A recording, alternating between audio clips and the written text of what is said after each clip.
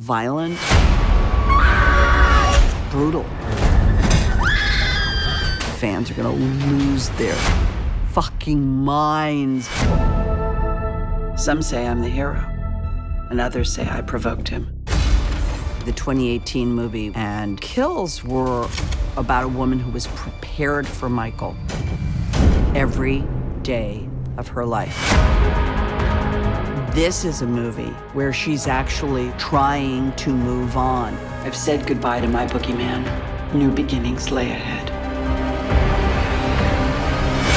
And then Michael comes back. This time, he's more dangerous. There is a battle, You came here to kill me, so do it. a final reckoning.